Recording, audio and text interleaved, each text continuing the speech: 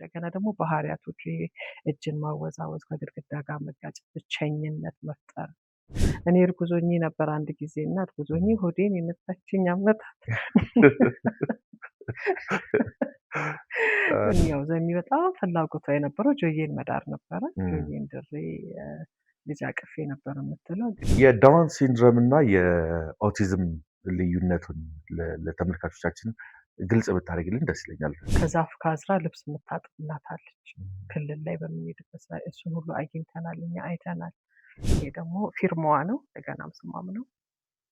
አብሬያት እንዳለሁ አብሬያት እንደምሞት ላይፍ ታይሚን ለሷ ለድርጅቱም ለስራው ለልጆቹም ሰጥቻለሁኝ። ለምሳሌ አንተ ወይ ጓደኛ ወይ ጎረቤት እንኳን ማርያም ማረችሽ ብለህ ትሄዳለህ አይደለም ልጅ ከዛ ከ3 ከ4 ዓመት በኋላ ያ ልጅ ካልወጣ ለምንድነው ኃላፊነት የማንወስደው? የት አለ የማንለው? አንተሚኖ የሱዳንኛ ጨፍራ ያልሽ የሱዳንኛ ጨፍራ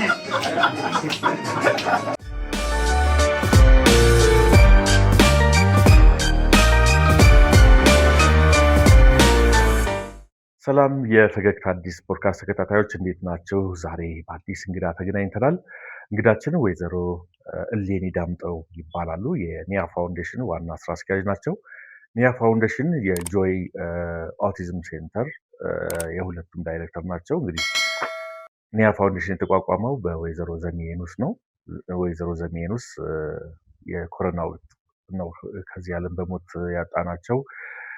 ማዕከሉን ተረክበው ደግሞ በዋናነት እያስኬዱ ያሉት ወይዘሮ እሌኒ ዛሬ እንግዳችን ናቸው። ማዕከሉ በምን ሁኔታ ላይ ይገኛል፣ ልጆች ውስጥ ያሉበት ሁኔታ ምን ይመስላል የሚሉትን አንዳንድ ጥያቄዎች ሊመልሱልን እዚህ ስቱዲዮአችን ተገኝተዋል። እንኳን ደህና መጡ። እሺ፣ አመሰግናለሁ። እንኳን ደህና ቆያችሁኝ። እሌኒ ዳምጠው አስፋው እባላለሁ። እንግዲህ ኒያ ፋውንዴሽን ጆይ ማዕከል ከተመሰረተ 24ኛ ዓመቱ ነው። 24ኛ ዓመቱ ሲሆን በወይዘሮ ዘሚየኑስ የተመሰረተው ያው በአንድ ልጇ በጆዬ ምክንያት ጆዬን በማግኘቷ እንግዲህ ዘሚ ኦቲዝም መሆኑን ካወቀች ጊዜ በኋላ ለሀገሬ ብላ ነው ለዚያው ሀገር ብላ የሰራችው። የሀገሬ እናቶችን ለመርዳት ብላ ጆዬን በመስዋዕትነት አቅርባ የዛሬ 24 እና 25 ዓመት የተመሰረተ ነው። ሲጀምር የነበሩት ልጆቻችን ታስረው ቤታቸው ተቆልፎባቸው ቤት ውስጥ የነበሩት ኦቲዝም ምን እንደሆነ በማይታወቅበት ጊዜ 1994 ዓ.ም ማለት ነው። በዛን ጊዜ ላይ እንግዲህ ስለ ኦቲዝም ምንም ማንም የሚያውቅ የለም አልነበረም። ስለዚህ ዘሚንን ትልቅ እድል አሁን ላለንበት ደረጃ አሁን ላለንበት ውጣ ውረድም ከፍተኛ ጥረት ያደረገችበት የመሰረተችው ዘሚየኑስ ናት። እንግዲህ ዘሚየኑስ አሁን እንዳልከው በኮቪድ ካጣናት 5ኛ ዓመታችንን ይዘናል። ነገር ግን ስራዋና ተግባሯ ሀገር ናትና ተቀብለን አደራዋን ሰጥታን አስቀጥለናል፣ እየቀጠልን እንገኛለን ማለት ነው። መልካም። እንግዲህ ዘሚ በጣም ብዙ ሰው ያውቃታል። ሚዲያ ላይ ትልቅ ተሳትፎ ነበራት። በተለያዩ ሚዲያዎች ላይ ስለ ኦቲዝም ያለውን ችግርም ለማስተዋወቅም ግንዛቤ ለህብረተሰቡ ለመፍጠርም እንደዚሁ እናውቃታለን። ጆም አብሯት ነበረ ብዙ ጊዜ እንደውም የሚታየው። እሷን አስታውሰን ብንጀምር ጥሩ ነው። አዳዲስ ተመልካቾች ሊኖሩ ይችላሉ እና ዘሚ ማን ናት የሚለውን የተወሰነ ነገር ብትነግሪኝ። እሺ፣ ዘሚየኑስ ያው ፋሽን ኢንዱስትሪ ላይ ነበረች። ዘሚየኑስ ወደዚህ ሀገር ስትመጣ የነበረችው እንግዲህ ወጣቶችን ለማስተማር ነው። ወጣቶችን ለማስተማር በውበት ዙሪያ ቀደም ብላ 19 ዓመት አሜሪካን ሀገር ነበረች። ከ19 ዓመት በኋላ እዚህ ሀገር ለረፍት ስትመጣ ብዙ ወጣቶች ስራ ላይ አይደሉም። በተለይ ማታ ላይ በምታይበት ጊዜ ላይ እህቶቻችንን በጣም ታይ ነበር እና ለምንድነው እውቀቴን እዚህ ሀገር አላመጣው ብላ ነው ኮስሜቶሎጂ ጥናት ነበራት። አሜሪካን ሀገር ላይ ፀጉር ቤት ከፍታ ነበር። ኒያና የሚል ፀጉር ቤት ነበራት። ለዚህ እውቀቷን ወደዚህ አምጥታ ለማስተላለፍ ነው የመጣችው። እዚህ ስትመጣ ያው በጣም ጥሩ ጊዜ ነበር። እንግዲህ እንዳልኩ እንግዲህ እድሜ ረጅም ነው። ወደ 30 ዓመት ሆኖታል የውበት ስራ ስልጠና ማዕከሉን እዚህ ሀገር ስትጀምር። አጋጣሚ ሆኖ እኔ ደግሞ የመጀመሪያዋ ተማሪ ነበርኩኝ፣ የመጀመሪያዋ ተቀጣሪዋም ነበርኩኝ። አብረን የነበርንበት ጊዜ ነው። በዛን ጊዜ ላይ እንግዲህ ወደ 6000 ወጣቶችን ተሰልጥነዋል በውበት ዙሪያ ላይ። አሁንም እንደ ከተማችን እንደምናየው እርግጥ ነው በትምህርት ቤት ላይ የመጀመሪያ ትምህርት ቤት የግል ትምህርት ቤት ይዘኒ ነው። እሱን አድርጋ እንግዲህ ብዙ ወጣቶችን በማስተማር ሳሎንን በመክፈት ራሳቸውን እንዲችሉ በተለይ በሴተኛ አዳሪነት የሚተዳደሩ ወጣቶችን ራሳቸውን ችለው ከዚህ ስራ ላይ እንዲወጡ የተደረገበት ጊዜ ነው። ወደ 10 ዓመት 12 ዓመት ተሰርቶ ነው እንግዲህ ወደ ኦቲዝም ማዕከሉ የተጀመረው። የኦቲዝም ማዕከሉን ለመመስረት ምክንያት የሆናት ልጇ ነው አይደለም? ትክክል። ከዛ በኋላ ከአንቺ ጋር የተገናኛችሁት ከዛ በፊት ነው? እንዴት አንቺስ ወደ ማዕከሉ እንዴት ተቀላቀልሽ? አያይዘሽ ብትነግሪኝ። ያው በዚህ አጋጣሚ እንግዲህ ያው አንዴ አንቱ አንዴ አንቺ እያልኩኝ ነው። ከተፈቀደልኝ አንቱ የሚለውን ትቼ አንቺ እያልኩ ልቀጥል። ይቻላል። እንግዲህ ስትመሰርተው ውበቱ ላይ ስትመጣ ጆዬን ይዛ የመጣችው በ4 ዓመቱ ላይ ነው። 4 ዓመት ስታመጣ ኦቲዝም መሆኑን አታውቅም። እርግጥ ነው አይናገርም። በ2 ዓመቱ ነው ማማ ያለኝ ትላለች። ከዛ ውጭ ግን አይናገርም። ባህሪያቶቹ አሉ። ኦቲዝም ይሁን አይሁን አታውቀውም። ግን ከ7 ዓመት በኋላ ይናገራል ብሏት ነው ከዛ ሀገር የመጣችው። በዛ መሀል እንግዲህ የውበት ስራው ቀጥሏል። እየሰራ ያለ ነው። ግን ጆዬ ላይ የሚታዩ ባህሪያቶች ነበሩት።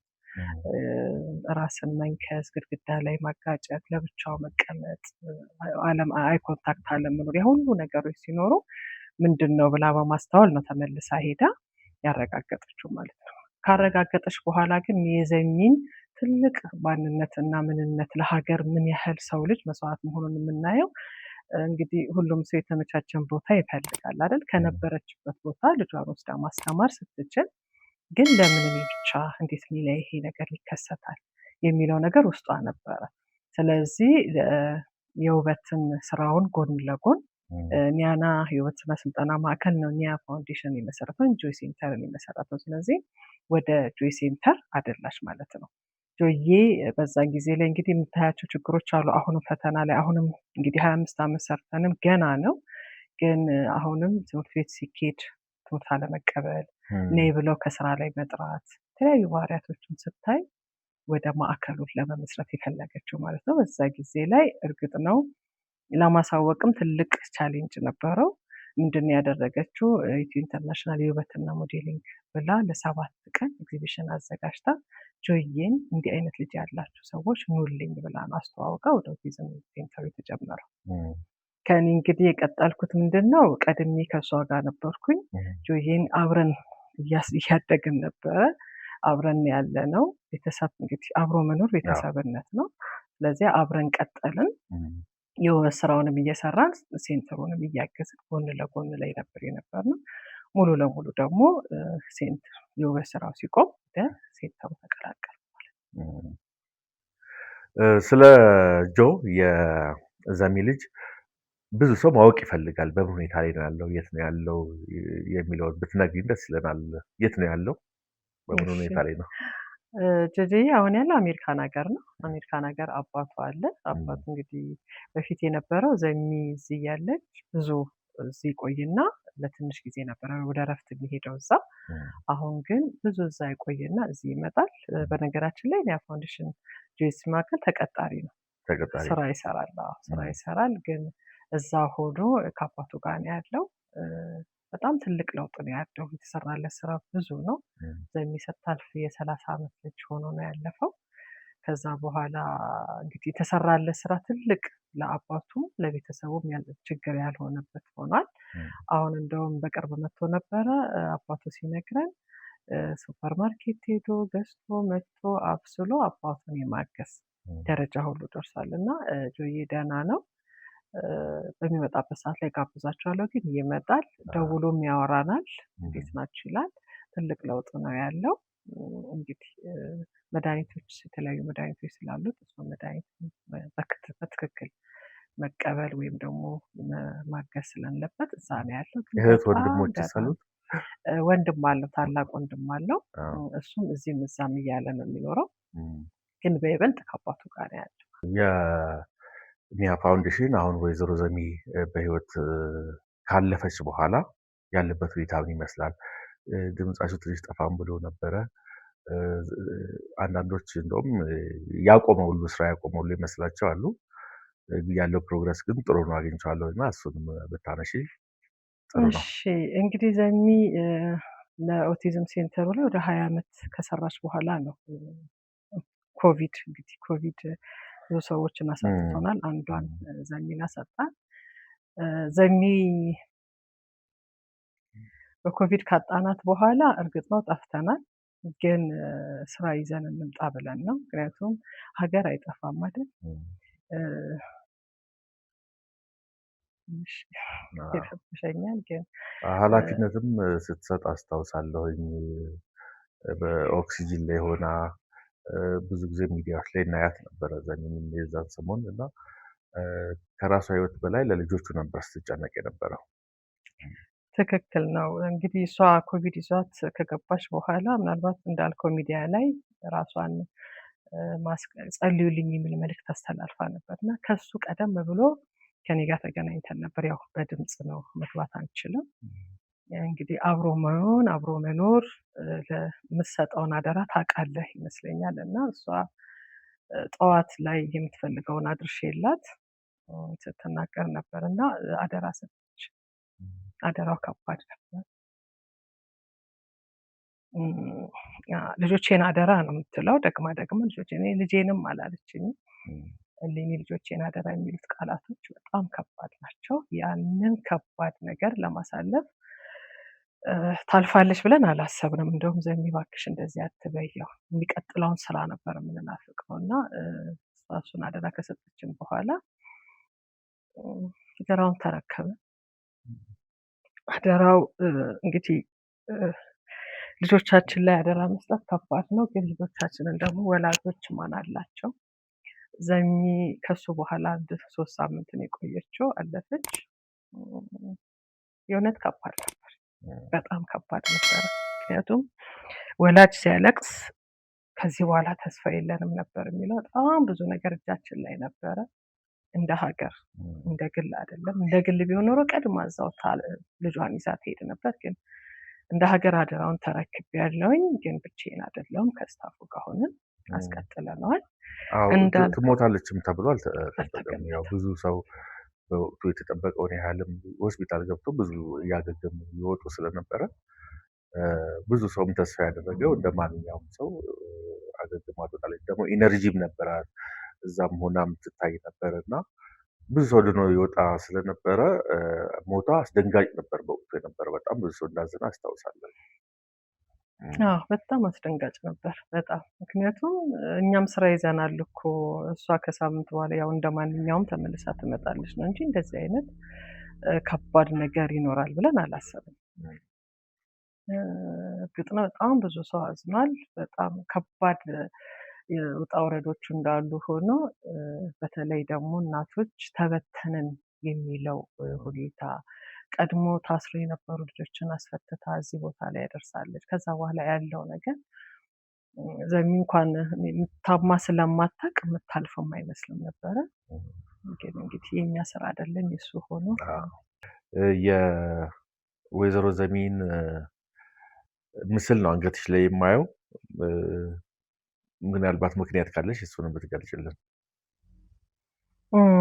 እሺ የዘሚን ምስል ያደረኩት እንግዲህ ዘሚ ካለፈች በኋላ ማጣቴ ለኔ ትልቅ ስጦታዬ ናትና ስጦታዬን አንገቴ ላይ አድርጊያታለሁ።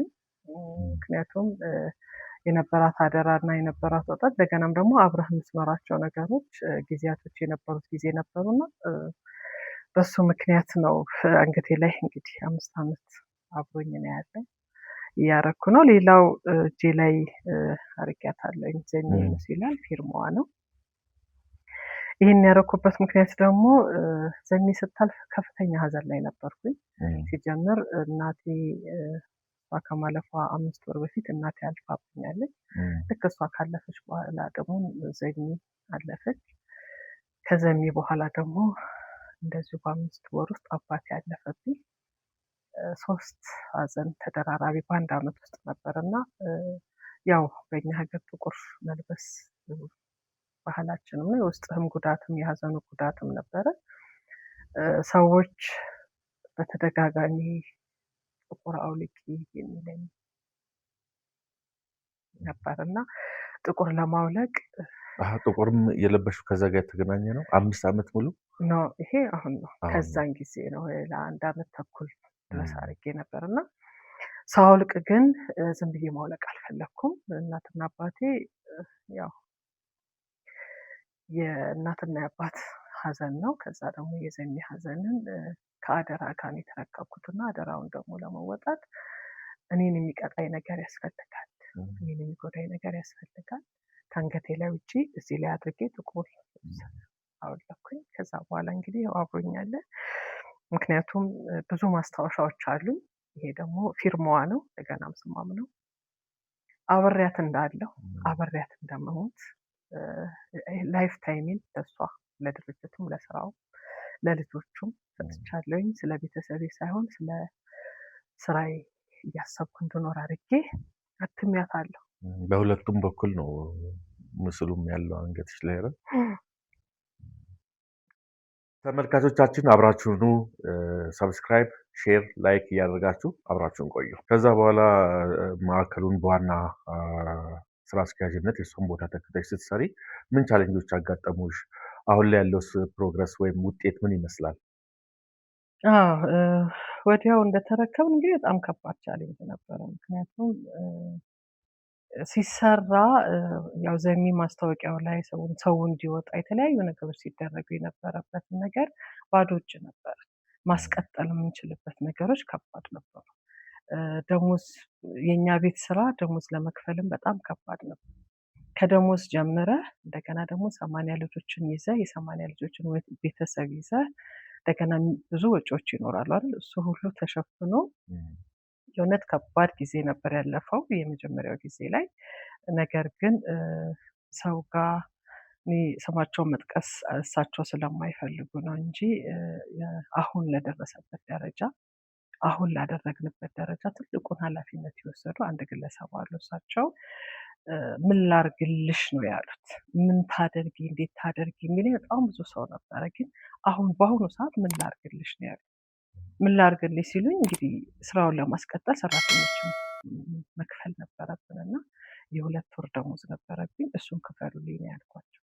እሱን ከተከፈለ በኋላ አሁን ላይ ለደረስንበት እለት እለት ለምንሰራቸው ስራዎች ውጣ ውረዶቹ ብዙ ናቸው። የእውነት ከባድ ነው። ግን ልጆቻችንን ማስቻል መለወጥ ያሉትን ስራዎች የቀደሙን እንዲሁም የምታስባቸውን ነገሮች ብዙ ህልሞቿን አውቃቸዋለሁ፣ የምትፈልጋቸውን ነገር አውቃቸዋለሁ። ስለዚህ የምትፈልገውን ነገር በማድረግ ጥሩ ደረጃ አሁን እግዚአብሔር ይመስገን እንግዲህ 5 ዓመት 80 ልጆች ነበሩን። ከ80 ልጆች ላይ 12ቶቹን አስመርቀን እኛው ቀጥረናቸዋል። ወጣቶች ራሳችን ጋር ስራ ደሞዝ ተከፍሏቸው ስራ እየሰሩ ያሉ ወጣት ልጆች አሉን። ከዛ ውጪ እንደዚሁ እናቶች አብረው ሆነው ስራ እንዲሰሩ የአይጂ ቢዝነስ እንዲያደርጉ አድርገንም እየሰራን እንገኛለን። እንዲሁም የምትፈልጋቸው ነገሮች ነበሩ። አዲስ አበባ ብቻ አልነበረም ይህ ስራ እንዲሰራ የምትፈልገው፣ በየክልሉ እንዲሰራ ትፈልግ ነበረ። ይሄንንም በየክልሉ እየሄድን ወደየክልሉ ያሰብነው ምንድን ነው፣ ቀድሞ ወደዚህ ነው የሚመጡት። ወደዚህ የሚመጡትን ወላጆች እዛው ባሉበት ሆነው ራሳቸውን እንዲችሉ ወላጆችን ወደ 5-6 ክልል ላይ እየሰራን እንገኛለን። እንግዲህ ዋናውና ትልቁ ደግሞ ግንባታ ተጀምሮ ነበረ። ዘኒ ተረክባለች። መሰረቱ ተጥሎ ነበር። መሰረቱ ላይም እንግዲህ ዘኒ ስታልፍ ታች መሰረት ላይ መሬት መውሰዱን ውጣ ውረዱን ብዙውን አልፋ ለእኛ አስረክባናለች። እሱ ደግሞ አሁን የመጀመሪያው ህንፃ እየተሰራ ይገኛል። እኔም አይቼዋለሁ። ኦልሞስት ፊኒሽንግ ነው የቀረው። በጥሩ ሁኔታ ላይ ነው እየሄደ ያለው። በዚህ ህንፃ ውስጥ ምን ምን ስራዎች ይከናወኑበታል ተብሎ ይጠበቃል ተጠናቆ ወደ አገልግሎት ሲገባ? ህንፃው ላይ እንግዲህ ያው በዚህ አጋጣሚ መንግስት እናመሰግናለን። መሬቱን የሰጠን በነፃ ነው። 4824 ካሬ ሜትር ተሰጥቶናል። ቀደም ቢልም ወደ 4 ፍሎሮች ማለት ህንፃዎች የሚሰሩበት ቦታ አላቸው። ከ4ቱ አሁን የመጀመሪያውን ሚክስድ ዩዝን የያዝ ነው። ልጆቻችንን የምናስተምርበትና እንደገና ደግሞ ገቢ እንዲያገኝ የምናደርግበት ነው። ገቢ ካገኘን በኋላ የሚቀጥለውን ህንፃዎች የምንሰራበት ሂደቶች ነው የሚኖሩት። እንግዲህ እዚህ ቦታ ላይ ወደ 500 ልጆች ይኖራሉ። 500 ልጆችን ማብቃት መለወጥ አሁን ያሉትንም እዛ ወስዶ በተለይ ደግሞ ልጆቻችን ስራ እንዲሰሩ ትምህርት ቤት እንዲገቡ ወይ ደግሞ ለውጣቸውን እንድናሳይበት የምንሰራበት እንደገናም ራሳቸውን ችለው ወደ የገበያ ስራንም እንዲሰሩበት የምናደርግ ነው። ከቦታው አንጻር የተለያዩ ስራዎች ናቸው የሚሰሩበት። መልካም እንግዲህ ህንፃው አልቆ ደግሞ በደንብ እናወራለን። የዳውን ሲንድሮም እና የኦቲዝም ልዩነቱን ለተመልካቾቻችን ግልጽ ብታደርግልን ደስ ይለኛል። ሰውስ በምን ይለየዋል? ልዩነቱ ምንድን ነው? እሺ እንግዲህ ዳውን ሲንድሮም እና ኦቲዝም ባለሙያዎችም በደንብ እዚህ ላይ በደንብ ሊናገሩ ይችላሉ። እኛ ግን በኦቲዝም ላይ እና በዳውን ሲንድሮም ላይ እንደው በቀላሉ ልየንለያቸው ነገሮች ይኖሩናል። ለምሳሌ ዳውን ሲንድሮም ላይ በመልክ ላይ እናያቸዋለን። መልክ ላይ የሚያሳውቁ ሁኔታዎች አሉበት። አይን ላይ፣ አፍንጫ ላይ፣ አፍ ላይ የተለያዩ ምልክቶች ይኖሩታል። የአእምሮ ውስንነት ላይም አብሯቸው ሊኖር ይችላል። ኦቲዝም ላይ ግን ባህሪያቶች ናቸው ያሉት እንጂ በመልክ ምንም የምናውቃቸው አይደለም። ስፔክትረም ነው ኦቲዝም ላይ። በዳውን ሲንድሮም ላይ ከውልደት ራሱ የምታውቃቸው ሁኔታዎች አሉበት። አርግዘው ራሱ ዶክተሮች እንዲህ አይነት ልጅ ነው ያለሽ ሊሉ ይችላሉ። እኛ ላይ ግን በምርመራ ይታወቃል። በምርመራ ይታወቃል። እኛ ሀገር አለ ያው ይነግሯቸዋል ወላጆች ላይ። የኦቲዝም ላይ ግን አይታወቅም። አሁን እንደውም ትንሽ እውቀቱ እየጨመረ ስለሚመጣ እንዲህ አይነት ብለው ይላሉ እንጂ በውጭው ላይ ነው። በኦቲዝም ላይ ግን መልክ ላይ የምታየው ነገር አለ። በባህሪ ላይ ግን በጣም ብዙ ባህሪያቶችን ትለያቸዋለህ ከዳውን ሲንድሮም እና ከኦቲዝም ጋር። እሺ የልጆቹ እንግዲህ አንቺ ከልጆቹ ጋር ብዙ ጊዜ ታሳልፊያለሽ። ከልጆቹ ጋር እንደሚኖር ሰው ምን የተለየ ችሎታ አላቸው ሰው ቢያውቀው ብለሽ የምታስቢው ነገር? ምክንያቱም እንደዚህ አይነት ልጆች ያላቸው ብዙ ጊዜ ተስፋ የመቁረጥ ነገር ተምረው ተለውጠው የሆነ ይደርሳሉ ተብሎ አይታሰብም እና አያይዘሽ ብትነግሪኝ እናንተ ጋርም ያሉ ሌሎችም የምታውቂያቸው በእናንተ የስልጠና ሂደት ውስጥ ወይም በእንደዚህ አይነት የስልጠና ሂደት ውስጥ አልፈው የተለወጡ ሰዎች ካሉ? አዎ የእኛ ልጆች ላይ ለውጥ አለ። ለውጥ ማለት አንደኛ ያው እነሱ መፈጠራቸው ራሳቸው ከአንድ ስጦታ ናቸው። ወላጅ ይችለዋል አይችለውም የእሱ ነው፣ ግን ይችሉታል እንችለዋለን ብለው ያሉ ወላጆች ላይ ነው ያለነው። ኦቲዝም ይለወጣል። ሳይንስ ላይም እንኳ አለን አምፖል የፈጠረውም እየተባለ ነው። ብዙ የታወቁ ሰዎች አሉ። እንደኛ ሀገር በእኛ ሴንተር ልንገርህና ለምሳሌ 12 ልጆች እኛ ጋር ስንቀጥራቸው 12 ልጆች በሚችሉትና በሚፈልጉት ነው የቀጠርናቸው። እነሱ የሚያደርጉትን ጽድት ያለ ነገር እንዲሰሩ ነው። እነሱ የሚፈልጉትን ነገር ለማውጣት ነው። እነዚህ ልጆች ይችላሉ። ቀድሞ ምን ነበረ እናቶች እናንተ ልጆች ወይ ልጄ ካረፍክ በኋላ እኔ ልከተል ነበር የሚሉት። ምክንያቱም የሚቀበላቸው ሰው የለም፣ የሚይዝላቸው ሰው የለም እና አሁን ግን እንደሚችሉ ያሳየንበት ከ12 ልጆች ጀምሮ አሉ። እንደገና ከወላጅ ጋር አብረው የሚሰሩ አሉ። በተጨማሪ ደግሞ ዳንኤል የሚባል ልጅ አለ። እኛ ጋር 3 ዓመት ቆይቷል። 2 ዓመት ተኩል አካባቢ ቆይቷል። አሁን ዩኒቨርሲቲ ነው ያለ። ኮምፒውተር ሳይንስ እያጠና ያለ ልጅ አለ። ይሄ ማለት ለውጥ ነው። እነዚህ እናቶች ቀድሞ ሲያለቅሱ ነበር፣ ወደኋላ የተመለሰበት ሁኔታዎች ነበሩ። ወደ ትምህርት ቤት ገብቷል።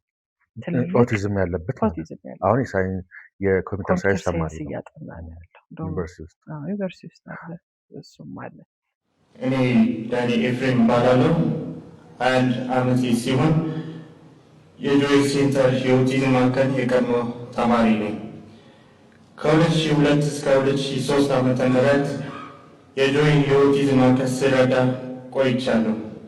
በቆይታዬ በተወደደችው ወይዘሮ ዘመን የኑስና በማዕከሉ ድንቅ ሰራተኞች በተደረገልኝ ሙያዊ እገዛ በወላጆቼ ጸሎትና በእግዚአብሔር ልዩ ቸርነት ከኦቲዝም ችግር ወጥቼ ወደ መደበኛ ትምህርት ቤት ገብቼ የሁለተኛ ደረጃ ትምህርቴን በድል ጨርሻለሁ። ለዩኒቨርሲቲ መግቢያ የሚሰጠው ፈተና በእግዚአብሔር እርዳታ አልፌ ዛሬ በዩኒቨርሲቲ የኮምፒውተር ሳይንስ የአንደኛ ዓመት ተማሪ ነኝ። ከዛ ውጪ ስዕል የምትስል ልጅ አለችን። ስዕል ላይም ደግሞ ቀድመን ስናሰራት የነበረው ያው ልምዳቸውን ነው የምታወጣው። ለምሳሌ ቅድም እንዳልኩት 12 ልጆች ስናወጣ የሚፈልጉትን ለምሳሌ ብሎን ብቻ የሚፈታ ልጅ አለ።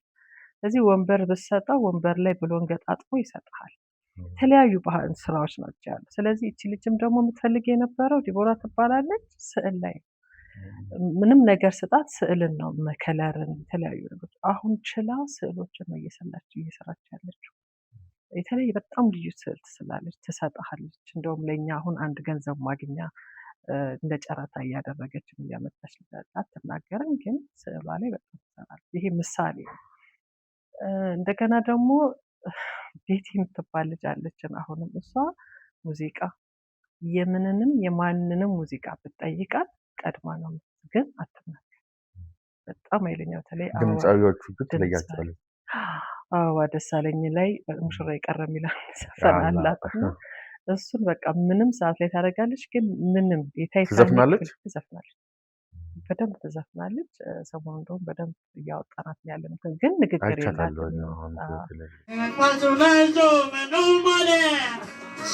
ካንቺ ሌላ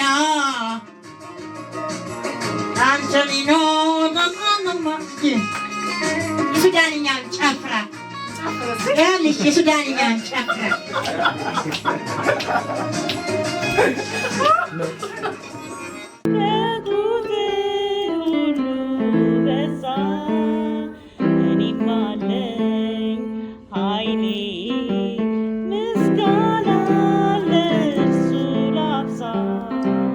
ስለዚህ ታለንት አላቸው። እኛ ሀገር ስለሆነ ነው እንጂ ለምሳሌ ዳንኤልን 2-3 ሚዲያ ላይ አውጥተናል፣ ግን ችላ የምንለው ወይ ዝም የምንለው የኛ ሀገር እነዚህ ልጆችን ማስቻል ለሌላም ልጆች የምንሰራበት ሂደቶች ናቸው ማለት ነው እንጂ በጣም ትልቅ ለውጣል።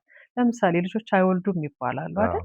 ማለት እነዚህ ልጆች እንዴት ይችላሉ? ግን ተፈጥሮ ነው አይደል? ተፈጥሮ ነው። በነገራችን ላይ መቀሌ አንድ እናት አሉ ልጃቸውን ልጅ ያስወለዱ። ምን ማለት ነው? እኛ ለአሰስመንት ስንሄድ እሳቸው ምንድን እያደረገች ነው እያልናቸው ክልሎች ላይ ስለምንሰራ ምን እያደረገች ነው ስንጠይቃቸው ልጇን እያሳደገች ወልዳ እንዴት አድርገው ለምን ብለን ስንላቸው እኔ ልሞት ነው፣ ልጇ ግን እናቴን ብሎ ይጠብቃል፣ ይንከባከባታል። እኔ እስካለው ድረስ ነው፣ ከሌለው ደግሞ ልጄን ብለው ልጅ እንድትወልድ ባላገናኝተው አስወልደው ደርሰው። ስለዚህ ይችላሉ፣ እንደማንም ሰው ናቸው ነው።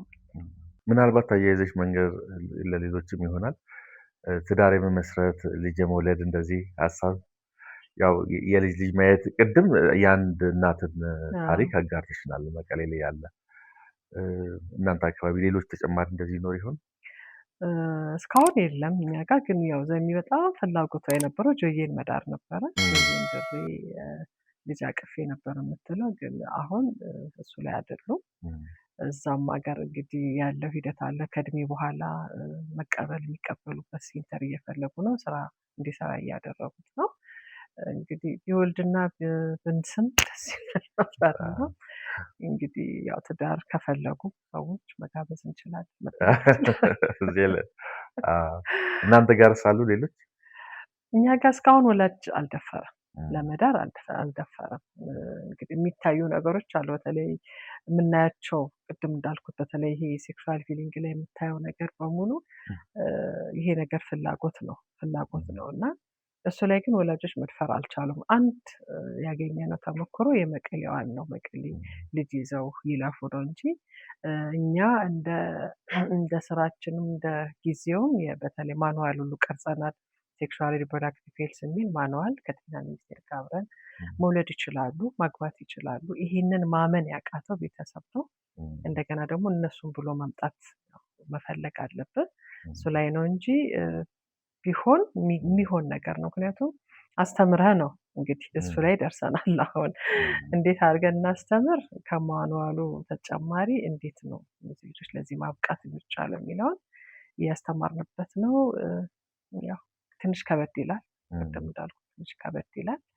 እሱን ደግሞ ባለሙያ በተለይ እዚህ ስራ ላይ የሚሰራ ሰው ተጋብዞ ምን ማድረግ አለባቸው፣ ስልጠና በደንብ ነው የምንሰጠው። ይችላሉ። የፍቅር ስሜት እንደዚህ በደንብ ነው ያላቸው። የት ጋ ነው የሚለውን ነው እንጂ ማወቅ የማንችለው። ለምሳሌ ስሜት ነው አይደል? ሰው ለመፍጠር የምንሆነውን እናውቃለን። የራሳችን ስሜት እና ያ ስሜት ልጆቻችን ላይ አለ። ያንን ስሜት እኛ ማዕከል ብትመጣ አሁን የምናየው ፊት ለፊት የምናየው ነገር አለ። ዘዴዎች ነው የምንፈጥረው። ወይ ማጠብ ነው ወይ ራሱን እንዲያስተካክል ወይ ደግሞ ራሱ የሚጨርስበትን ቦታ ማስተካከል፣ ወላጆችን እንዴት አድርጎ መስራት አለበት ነው። ጆየሊ ምልክት ያደረግነው ይሄ ስሜት ሲመጣ ዛሚ ወሽ ነበር የምትለው ታጠብ ትለዋለች። ልክ ስሜቱ ሲመጣ ገብቶ ታጥቦ ይወጣል። እና እኔ በአጋጣሚ ዘሚ ወደ ስራ ስትሄድ ሌላ ቦታ ስትሄድ ከእሱ ጋር አድር ነበር ጠብቀው ነበር እና እኔ የምተኛበት ክፍል መጥቶ ያንኳኳል። የሚያንኳኳው ለምንድነው? ወሽ ነው የሚለኝ። ወሽ ብሎ የሚለው አየህ እዛ ጋር ስለሰለጠነ ወደ መታጠብ ቦታው ላይ ይሄዳል። እንደዛ አይነት ዘዴዎችን እኛም ማዕከል ጋር እያደረግን ነው። አሁን እኛ ጋር ላሉት በዚህ ዘዴ እያደረግን ነው። በየቤታቸው ያሉት ግን ገና ብዙ መደረስ ያለበት ነገር ነው። እሺ፣ ሌላስ አስደናቂ ባህሪያት የልጆች እንደው እኛም ማናውቀው እናንተ የምታውቋቸው? ብዙ ጊዜ ያው ከኦቲዝም ጋር የተገናኙ ልጆች ሲባል ያለን የህብረተሰቡ አመለካከት ይታወቃል። ያንን ግልጽ ማድረግ የምትፈልጊው የተሳሳተ አመለካከት፣ አሁን ይሄ በህብረተሰቡ ዘንድ የተሳሳተ አመለካከት ነው የምትይው ተጨማሪ ሀሳብ ካለሽ? ልጆቻችን እንደሚችሉ በደንብ ሰው ማወቅ አለበት ማለት ነው። የተሳሳተ አስተሳሰብ ምንድን ነው? ልጆቻችን እርግማን አይደሉም። በእርግማንነት መወሰድ የለባቸውም። የተረገመ ልጅ ነው ብለው የሚያስቡት ነገር የለም። ምክንያቱም ስንፈጠር እንግዲህ እንደ አመጣጣችን ነው የምንሆነው አይደል? ግን ሰው ላይ ለመቀበል ከወላጅ ይጀምራል። እርግጥ ነው አሁን ጥሩ ግንዛቤ ስላለ እየተቀበሉ ነው ያሉት። ግን ህዝቡ ደግሞ ገና ነው። ያንን ልጅ ወደፊት አለማምጣት፣ ወደ ራሳቸው አለማምጣት፣ እንደ ማንኛውም ልጅ አለማየት፣ ወይ ዘርን መቁጠር ማንዘር አለብሽ እየተባለ ወደኋላ ከሚሄድ እዚህ ላይ ሰው ላይ በደንብ ግንዛቤ መፍጠር አለብን እና ሰው መረዳት አለበት። እኔ ግን እንደውም አንዳንዴ ምን እላለሁ፣ ለምሳሌ አንተ ወይ ጓደኛ ወይ ጎረቤት እንኳን ማርያም ማረችሽ ብለህ ትሄዳለህ አይደለም ልጅን። ከዛ ከ3 ከ4 ዓመት በኋላ ያ ልጅ ካልወጣ ለምንድነው ኃላፊነት የማንወስደው? የት አለ የማንለው? ከሞትን ያወድራለን። ግን እናትና አባት የሚደብቀው የሚፈራው የት ሄደ ይሄ ልጅ ብሎ መጠየቅ የኛ ፋንታ ነው። ስጦታ ይዘን ሄደናል፣ ታይቷል፣ ብዙ ነገር አድርገናል። ግን ከዛ በኋላ ወላጅን ማገዝ ማየት ይመጣል ማለት ነው። አሁን በፊት ላይ ወላጆች አልወጣም ብለው ሲሉ ያ ሁሉ መስዋዕትነት ተሰርቷል እንደ ኒያ ፋውንዴሽን። አሁን ደግሞ ጎረቤት ጥሩ እንዳልኩ ግንዛቤ እንዳለ ነው። ግን ጥሩ ስለሆነ ወላጅን እየፈራ ይዞ የሚመጣ አለ። ሻይ ቤት ይቀጥረዋል። ሻይ ልጋብዘው ስወጣ ይውልኝ ብለው ለምን ለወላጅ እንደሱ አይነት ሂደቶች አሉት እና ሰዎች እርግማን አይደሉም። ሰው ሲፈጠር እርግማን አይሆንም ማለት ሰው ሁሉ የተባለ ነው። ስለዚህ እንዳመጣጡ የምንቀበልበት የምንሰራበት እኛ ጋር ሲመጡ ደብቀውም አምጥተው ግን ለውጤት ሲያዩዋቸው ደግሞ ለካም ይሄ ያለ ብለው ተስፋ እንዳይቆርጡ የሚደረግበት ስራዎች አሉና ሰው የተሳሳተውን አስተሳሰብ እንዲያወጣው እና ማገዝ እንዳለብን ነው የማስታውሰው። እንደዚህ አይነት ልጆች ሲወለዱ በምን ያህል ጊዜ ነው የሚታወቀው? እናንተስ የምን ያህል እድሜ ልጅ ነው የምትቀበሉት? እንግዲህ ከ4 ዓመት ጀምሮ ይታወቃል። አሁን ደግሞ ያው እንዳልኩ ሳይንሱ ትንሽ ጥሩ እየሆነ ስለመጣ ቀድሚያ እየታወቀ ነው። ከ2 ዓመትም ወላጆች በምንድነው የምናውቀው የሚሉንም የምናየው አይ ኮንታክት ላይ ነው። ለምሳሌ አንድ ነገርን ስታይ ማየት ያለብህ አንተን ማየት ካለብኝ አንተን አያለሁ። አንተን ሳላይ ወደ ሌላ ነው አይን አስተያየታችን። እንደገና ደግሞ ባህሪያቶች እጅን ማወዛወዝ፣ ከግድግዳ ጋር መጋጨት፣ ብቸኝነት መፍጠር፣ አንድ ነገር ላይ በደንብ አንድ ነገር ላይ ማየት፣ እናት አባት እህት ወንድምን ያለ መለየት፣ በቃ ሰው እነሱ የሚከተላቸው። በነገራችን ላይ ልጆቻቸውን የሚያስሩት ወይም የሚቆልፉባቸው ወደው አይደለም። እሳት ውሃ ገደልን አይለዩ። ውሻ ድመት የሚያጠፋቸውን ነገር አያውቁም። ስለዚህ ግድ ማሰርን ይወዱታል ወይም ደግሞ ቆልፈውባቸው የሚሄዱበት ሂደቶች አሉ። ምንም ውስጥ ቢገቡ እነዚህ ልጆች ታመምኩኝ አይሉ፣ ተጎዳሁ አይሉ። እኔ በዚህ አጋጣሚ ለእኛም ሴንተር ሆነ ሌሎች ሴንተሮች ጋር ላሉት ሰዎች ወላጆች አመሰግናቸዋለሁ። ምክንያቱም አምነው ሆነው የሚሰጡ እነዚህ ልጆች ተጎዱ አልተጎዱ፣ በሉ አልበሉ ከኛና ከእንግዲህ ከእግዚአብሔር በስተቀር የሚያይ የለም። ሰጥተውን ነው 1 ሰዓት ተኩል ሰጥተውን 9 ሰዓት የሚመለሱት። የእውነት እምነቱ ራሱ ትልቅ ነገር ነው እና እነዚህ ልጆችን ማገዝ ወይም ደግሞ አብሮ መሆን ለውጡን እያየህ ነው የምትሄደው። ግን ወላጅ ላይ ያሉትን ሂደቶች የእውነት በጣም የሚገርሙ ልጆች ናቸው። ልጆቹ ላይ የምናየው ነገር በጣም ስለ ልጆቹ ወደኋላ ላይም ትነግሪናለሽ። አዝናኝ የሆነ በሚዝናናሉ የሚሰሯቸው ስራዎች እናንተ ጋርም እንደዚህ ትነግሪናለሽ። ግን መስፈርት አላችሁ የምትቀበሉበት? አሁን እንደዚህ ልጅ ያላቸው ልጆች ሰዎች እናንተ ጋር ልጆቻቸውን ይዘው መምጣት ቢፈልጉ መስፈርቱ ምንድን ነው? መስፈርቱ ኦቲዝም መሆን ብቻ። ከኦቲዝም ጋር ያለው ልጅ ከሆነ እሱን ነው የምንቀበልበት። አንደኛ በፊት ላይ እንግዲህ አይታወቅም ነበር እንዳልነው በዘሚኑስ እንደተነበረ ጊዜ ላይ አሰስመንቱን ሰርታ ወደ ዶክተር የምትልከው እሷ ነበረች። አይታ ለምን ልጇ ላይ የምታያቸው ባህሪያቶች አሉ። እርግጥ ነው አሁን 120 ልጆች ቢኖሩን 120 ልጆቹ ኦልሞስት ወደ 80ዎቹ አንድ አይነት አይደሉም። ሁሉም የራሱን መንገድ ነው ይዞ የሚሄደው። እንደው ቢደገም ትንሽ ልጅ ነው የሚደገመው። ስለዚህ እኛ ኦቲዝም ጋር አብሮ መኖሩ ልጁ ለውጥ ለማምጣት ይሄ ነው መስፈርታችን። ኦቲዝም ነው ብለው ካመኑ ዶክተር ጋር ሄደው አሳይተው ካመጡ እንቀበልበት። ከ4 ዓመት ጀምሮ እንቀበላለን። አሉን አሁን እኛ ድርጅት እኛ ጋር 120 ልጆች ነው ያሉን። ከ120 ልጆች ከ4 ዓመት እስከ 40 ዓመት እኛ ጋር አሉ። 40 ዓመት ያልኩበት ምክንያት ምንድነው? የዛሬ ስንመሰረት የ20 ዓመት ልጅ የነበረ ቤት ውስጥ የነበረ ልጅ አለ። አሁን እኛ ጋር ስራ እየሰራ ስለዚህ ስራ ላይ ይሰራል። ቡና በጣም ይወዳል እና ቡና ማቀራረብ፣ ቡና ማዘጋጀት፣ እንግዶች ሲመጡ መስጠት ላይ በደንብ ይሰራል እና እንደሱ አይነት ልጆች አሉን። 25፣ 27፣ 30 እያለን የሚኖሩትም እናንተ ስራ ላይ የሚቀጥር ናቸው። እነሱ ናቸው ግን የምንቀበለው ከ4 ዓመት ጀምሮ ነው። የቁጥር ገደብ የለውም? ምናልባት ሞላ እንደዚህ የሚባል ክፍያስ አለው ወይ? ሞላ አለው ግን ከአቅም በላይ ከሆነ ቦታ ከሌለ ለዚህ ነው አሁን ይህን ግንባታ ላይም እግዚአብሔር ረድቶን ቶሎ ከጨረስን ሞላ የሚለው ነገር እንዳይኖርብን የሚያደርገው ማለት ነው። እኛ ጋር ክፍያ የለውም። ክፍያችን ምንድን ነው? ምክንያቱም ልጆቻችንን ማገዝ ነው። እኛ ለምንን እናኖራቸዋለን። ማዋጣት የሚፈልጉትን ነገር ግን ያዋጣሉ ራሳቸው ፈቅደው። ፎርማችን ላይ ብትመጣ ለምሳሌ ቅድሚያ ሲመጡ የአሰስመንት የውጣ ውረድ የለው። ልጆቻችንን እኛ እንደውም እንላለን አሁን እንደውም ብዙ ነገሮች አሉ እያየን ያለ ነው። ግን የዚህ ልጆች ሲመጡ ቀድሞ የሚጠይቁ ስለ ሂሳብ ነው። ሂሳቡ አይደለም እኛ እናድ ልጆቹ ላይ እግዚአብሔር የሰጠንን 57 ሰራተኛ ያለ ቢሮአችን እነዚህ ልጆች መስዋዕት የሆነ ሰራተኛ ነው ያለው። የእውነቴን ነው የምነግረው። እነዚህ ልጆች ማለወጥ ነው። ስለዚህ እንደ ቢሮ የተለያዩ ፕሮፖዛልን እየጻፈን ሰዎችን እየጠየቅን የተለያዩ ገንዘብን ለማግኘት እናደርጋለን። ወጪያቸውን ለመሸፈን የሚሰሩ ስራዎች ይኖራሉ። ከዛ ውጭ ግን ቢመጡ ሌላው ምን እያደረግን ነው? ዌቲንግ ሊስት ላይ እየበዛ ሲመጣ ቦታ የለንም ብለን እንዳንተዋቸው ቤት ለቤትም እየሰራን ያለን። ምክንያቱም ሲያድጉ ትንሽ ይከብዳል። ቀድመህ መለወጥ ያለብህን አንድን ነገር ይሄ ቦታ ልክ አይደለም ብለህ ቀድመህ በልጅነት ስናደርገውና አድጋው ስታደርገው አንድ አይመጣም። ያደገው የለመደው ይሆናል። ከልጅ ላይ ግን ከሆነ የምትቀበለው መሰረቱን እያሳስክ ትሄዳለህ። በነገራችን ላይ እናትን ራሱ እኮ አያውቁ። ስለዚህ በፎቶ ነው የምናሰለጥነው። ፎቶ ቤተሰቦቻቸውን አይለዩም።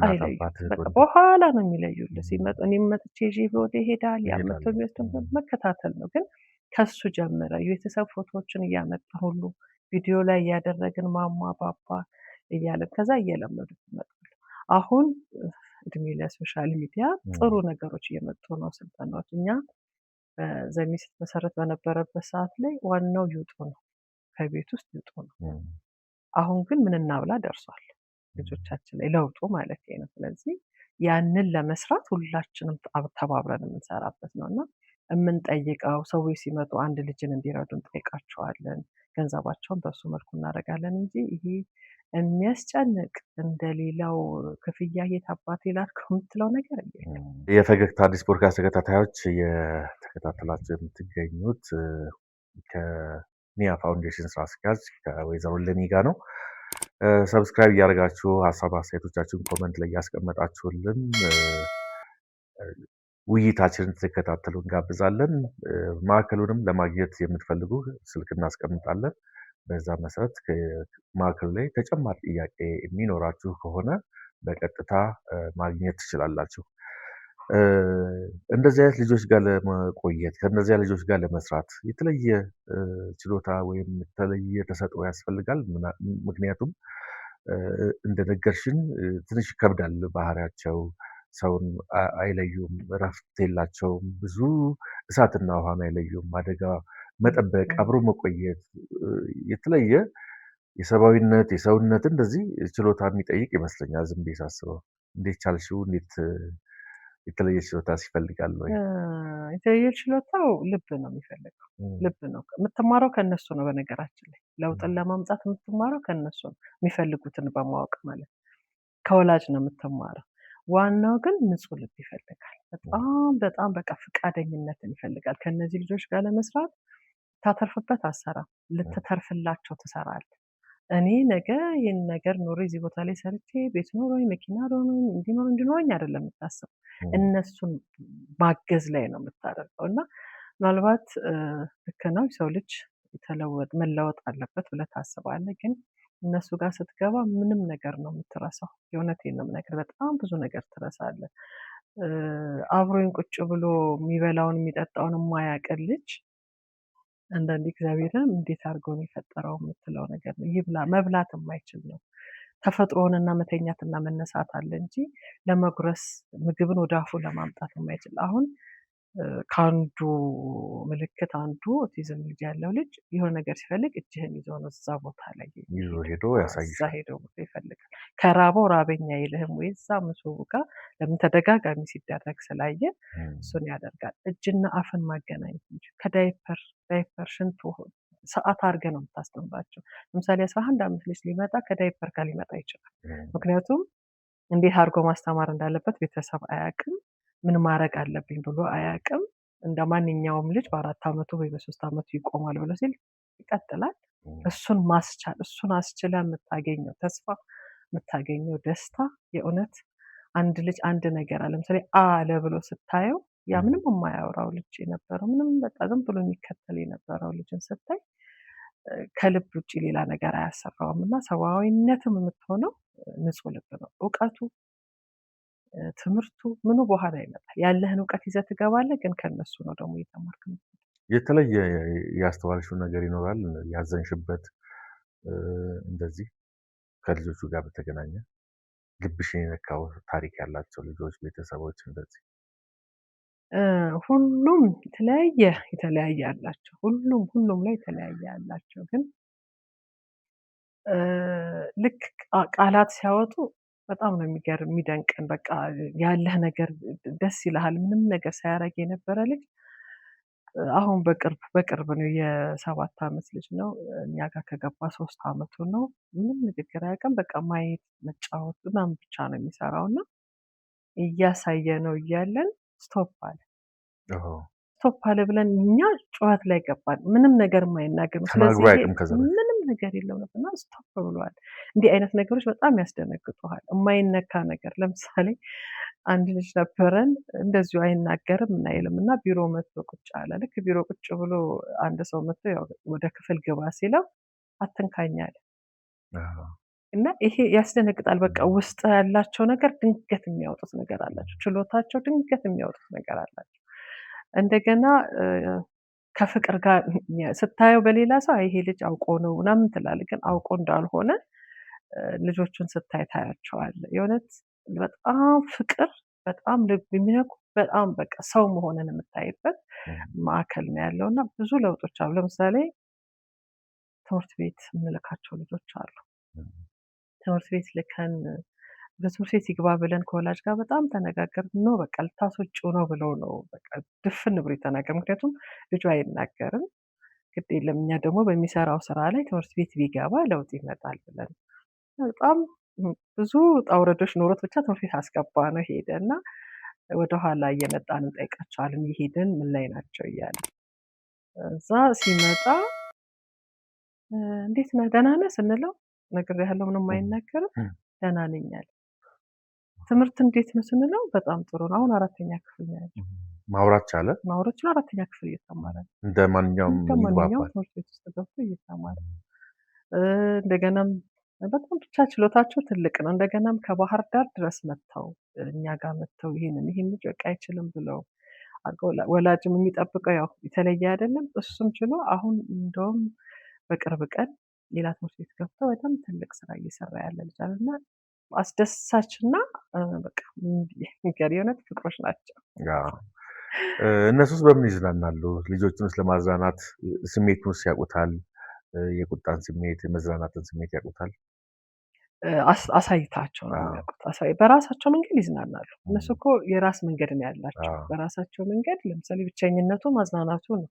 አንድ ቦታ ቆመው ይሄ ክርን እንዲህ አድርጎ ማየቱ፣ ውሃ ማንቦጫቦጩ የተለየ የራሱ ሁሉም የተለያየ ባህሪ አላቸው እና ማስተማር ነው ለጨዋታው ቦታ። ለምሳሌ መዝናኛ ቦታ ስትሄድ ሁሉም የራሳቸው ሆነ እነሱ ሊነጥቁ ይችላሉ፣ ሊወረውሩ ይችላሉ። ግን አስተምረህ ታዝናናቸዋለህ ማለት እንጂ መዝናናትን በራስ መንገድ ነው የሚያየው። አንዱም ከባህር ያንን ለማውጣት ነው። እኛ ማዕከል ብትመጣ ለሁለት ሆነው የሚሰሩበት አለ። እንዲተዋወቁ መሰጣጣትን አያውቁም። የኔ ነው ብለህ የምትገፋው ነገር አይደለም። ሁሉም የራሳቸው ነገር ሊሆን ይችላል። የማይፈልጉትን ወይም የሚፈልጉትን ይመርጣል። በዛ ላይ ብቻ እሱ ላይ ብቻ ዲፔንድ እንዳይሆኑ ደግሞ የእኛ ትግል ያስፈልገዋል። የባለሙያዎች ትግል ያስፈልገዋል። ጨዋታ ቦታ ላይ ሲሄዱ ለምሳሌ ልደት ቦታ ልደት ጨፈር ቢዘለል ምንም ላይመስላቸው ይችላል። እዛች ጋር ግን የሆነች ነገር ካዩ እዛች ቦታ ላይ ነው የሚያደርጉት። ስለዚህ ወደ ህዝቡ ወደ እኛ የምናመጣቸው በትምህርት ነው እንጂ የቱ ነው የሚያዝናናቸው መርጠህ ነው የምታገኛቸው። መርጠህ ሰርተህ ታገኝላቸዋል። እርስ በርስስ የሚግባቡበት የተለየ መንገድ አለ? እናንተን የሚገርማችሁ ከሌላው ሰው በተለየ እርስ በርስ የሚግባቡ አላቸው። እኔ ይግባባሉ ነው የምለው፣ ግን እንደ ሰው ሆኖ እንዲህ ነው ብለው ሊግባቡ ላይቱ ይችላሉ። ይሄ ቅድም እንዳልኩት ለመስጠት ፈቃደኝነት የላቸውም። ፈቃደኝነት አለ፣ በቃ የራሴ ነው ሁሉ ነገር። ከለመዱ በኋላ ግን በጣም ነው የሚወዱት እርስ በርሳቸው የሚገናኙት። ለምሳሌ አሁን ትውልዱ እየጨመረ ነው አይደለም ያለው።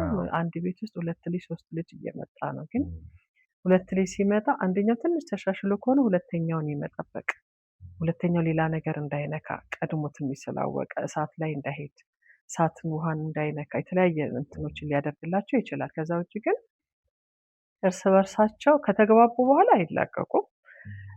በአይን የሚግባቡ አሉ። አብረው ግን እንዳልኩህ መምረጥ አለ። የትኛው ቦታ ጋር ነው ብለው መምረጥ አላቸው። አሁን ትንሽ ቁጥራቸውም እየበዛ መጥተዋል።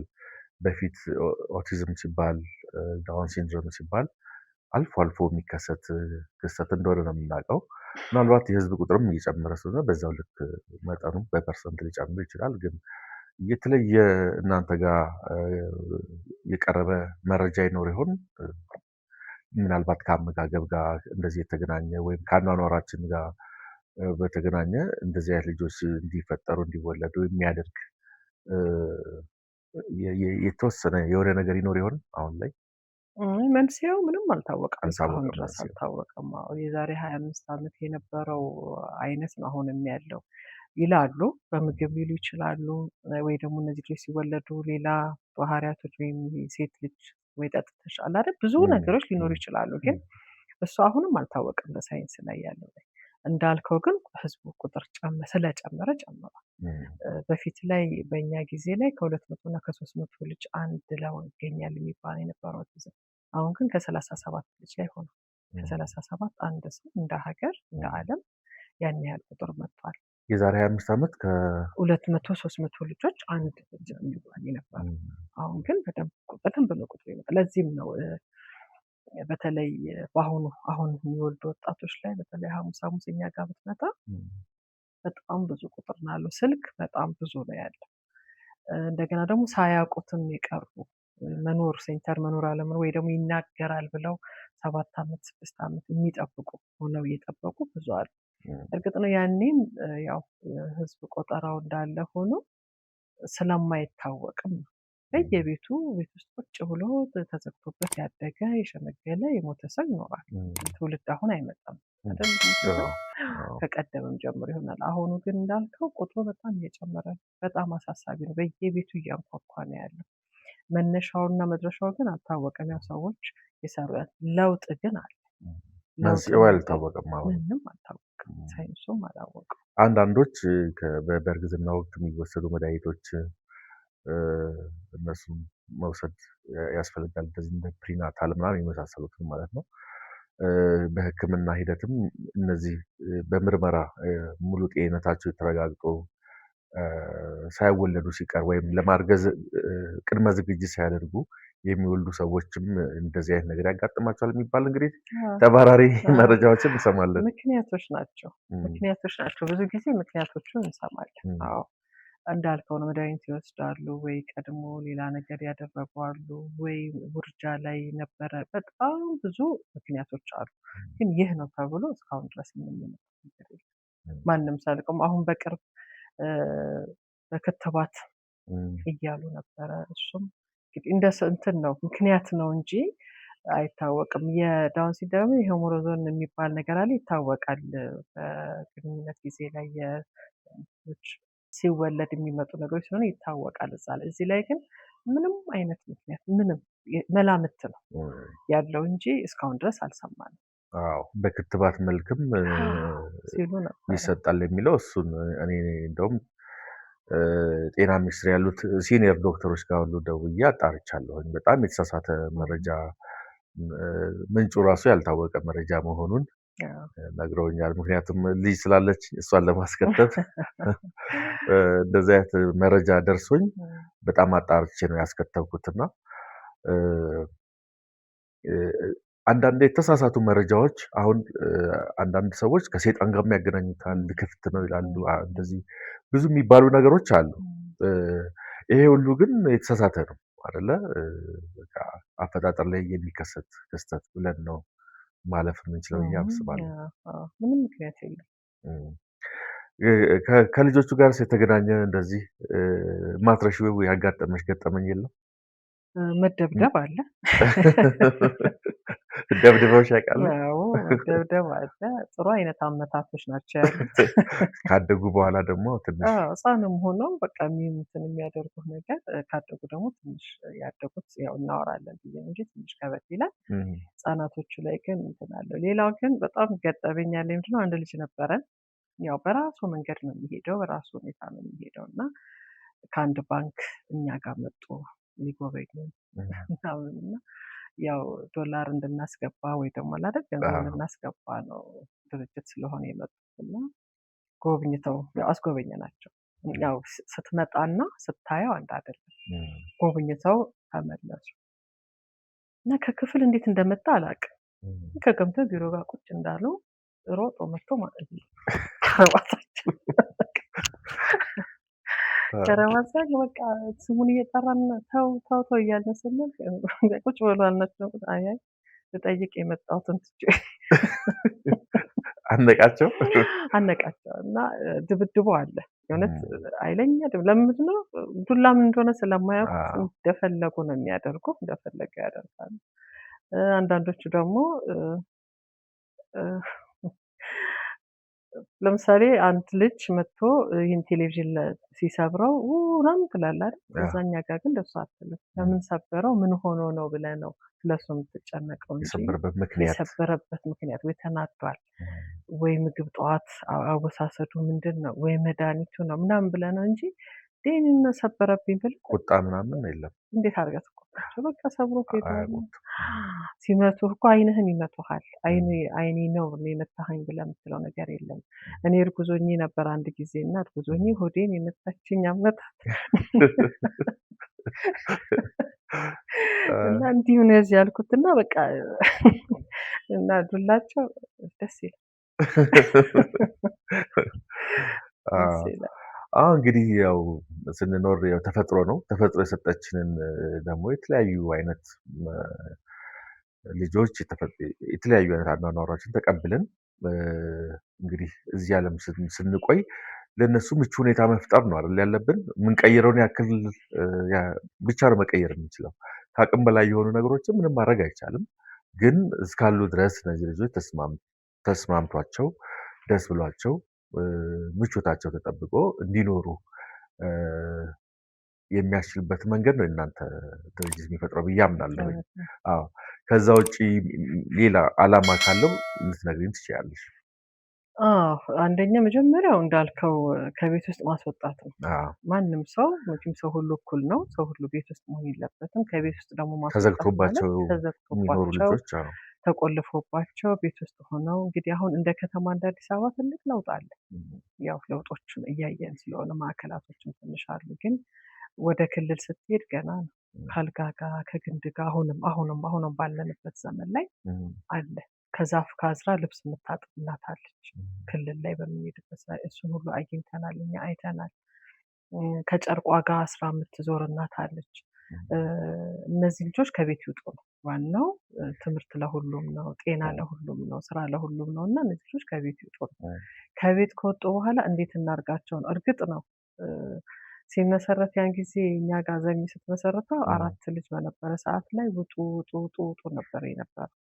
ከወጡ በኋላ ደግሞ መጥተው የት መግቢያ ቦታ የኛ ቦታ 80 ልጅ ነው የሚችለው። ግን አሁን በሽፍት አድርገን ወደ 120 ገብተን የሚቀጥለው ላይ ደግሞ እንጨምራለን። ምክንያቱም ቶሎ መለወጥ ስላለብን። የቀደሙት እንግዲህ ከዛ የሚጀምሩ መስዋዕትነት የገቡ ናቸው።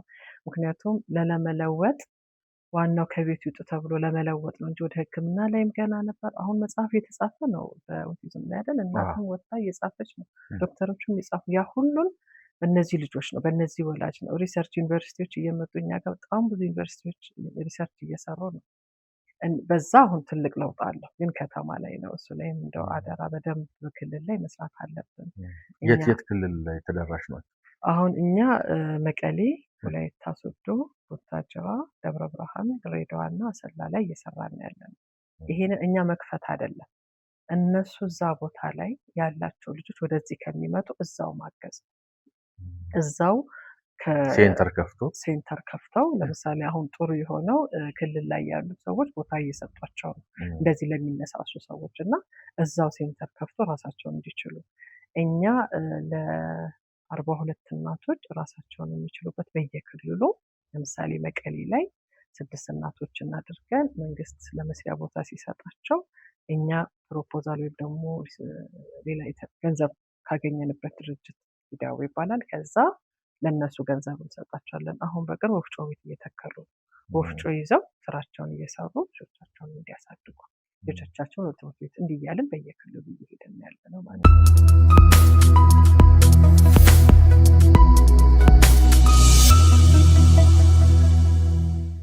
ተመልካቾቻችን ፈገግታ ፖድካስት ነው እየተከታተላችሁ የምትገኙት። ፈገግታ አዲስ ፖድካስት ላይ የዛሬ እንግዳችን እንግዲህ እሌኒ ናት። ስለ ዳውን ሲንድረም ስለ ኦቲዝም እየተነጋገርን ነው። እንደዚህ አይነት ምልክት ያለባቸውን ልጆች ቀጥታ እነሱን ማግኘት ትችላላችሁ። የእሌኒን ስልክ አስቀምጠናል። ደውሉ። ጥያቄዎች ካሏችሁም በቀጥታ አግኝታችሁ ከነሱ ጋር መነጋገር ይቻላል።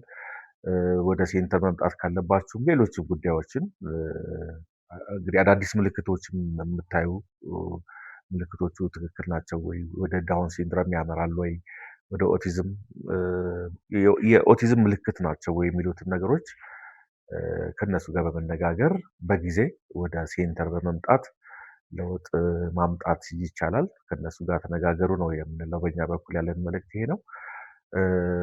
በመጨረሻም የምታስተላልፊው ነገር ካለ መልእክት ካለ የምትናገር ቀረ የምትይው ነገር ካለ ይቻላል። እሺ እንግዲህ የኛ ድርጅት በዘመን ውስጥ ተመስርቶ አሁን ለደረሰበት ደረጃ ደርሷል። እዚህ ደረጃ ላይ ስንደርስ እኛ አሁን የ24 ዓመት ያኛውን ትሽው ዲሚው የ24 ዓመት ጎረምሳ ነን ያለነው። የ24 ዓመት ጎረምሳ ልጅ ይዘናል እኛ ውስጥ። ቅድም እንዳልኩት 24 ዓመት ልጅ ይዘ በ4 ዓመት ከሆነ የገባው 28 ዓመት 30 ዓመት 40 ዓመት እያለ እኛ ያዝነውን ነው የምልህ። ግን አሁን በየቤቱ ብዙ ወጣቶች አሉ፣ ብዙ የሚሰራባቸው ልጆች አሉ።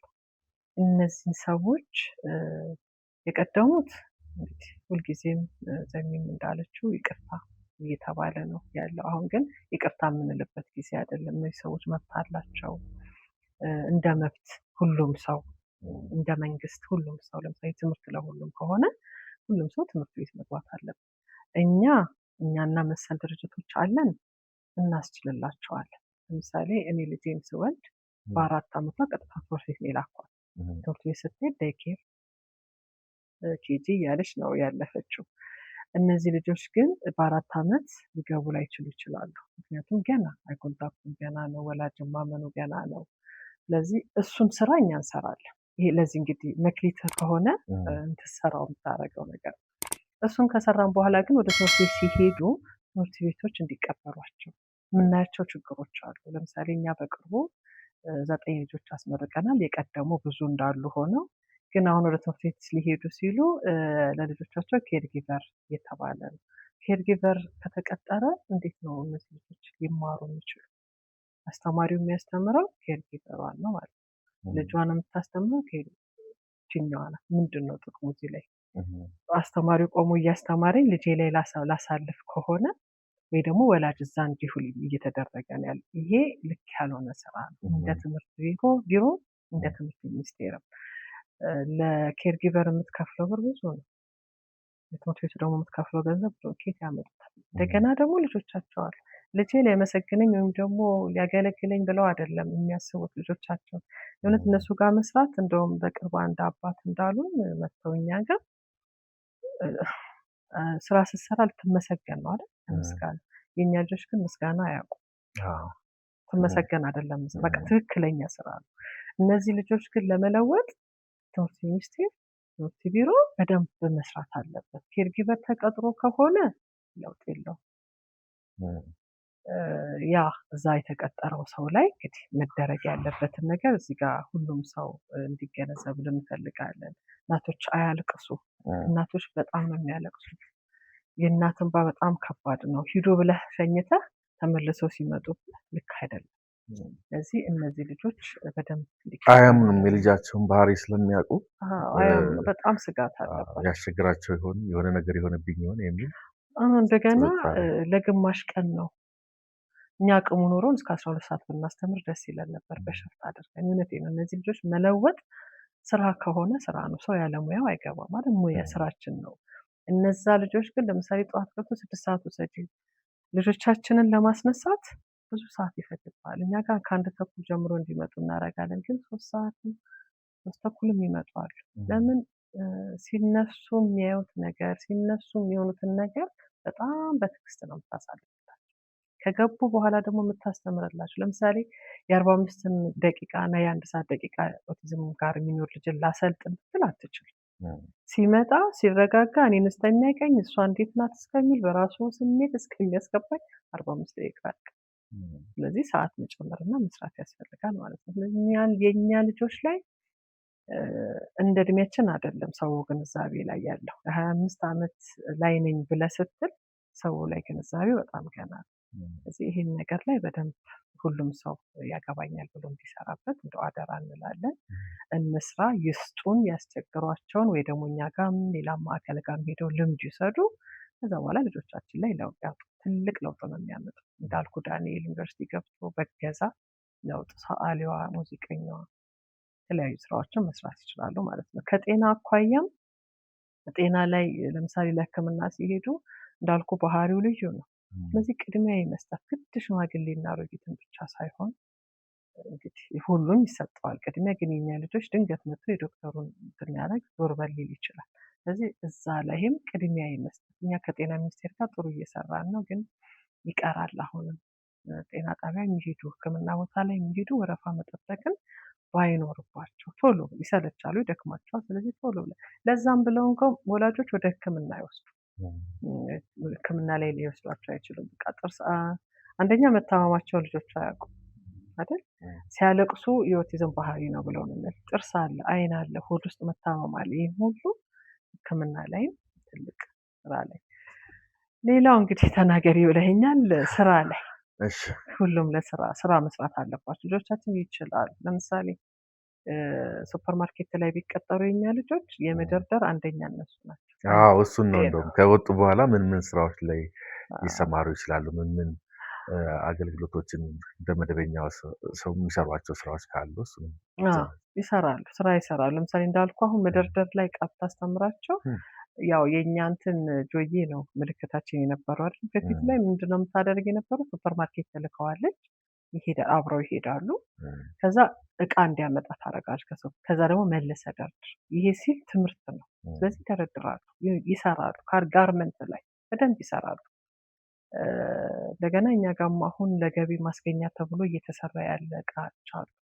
አብረው ሆነው ከመምህራን ጋር ሆነው አብረው ይሰራሉ፣ ገቢ ማስገኛ ይሰራሉ ማለት ነው። ስለዚህ እኛ አሁን ይህን ቦታ ከጨረስንና እነዚህ ልጆች ስራ በቃ እንደ ፋብሪካ መሰራት ያለበት ልጆች ናቸው እና እኛ ጋር ያሉትን ብቻ አይደለም ቤት ውስጥ ያሉትን እንዲወጡና እንዲሰሩ እናደርጋለን። እንደው አየር እንኳን አይተው ሰውን ራሱ አይተው ለምሳሌ ገበያ ላይ ወስደህ እኮ አስተምረህ ነው፣ ብርን አያውቁትም።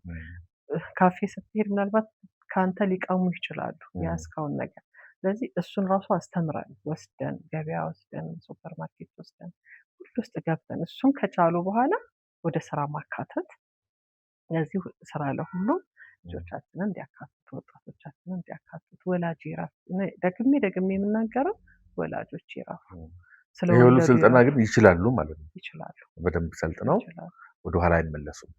ወደኋላ መመለስ ይኖራል። አሁን እኛ ጋር ያሉት እንዳልኩ ተቀጣሪ ሰራተኞች አሉ አይደል? ወደኋላ ይመለሳሉ፣ አጋዥ ይፈልጋሉ ከቤተሰብም ከምንም።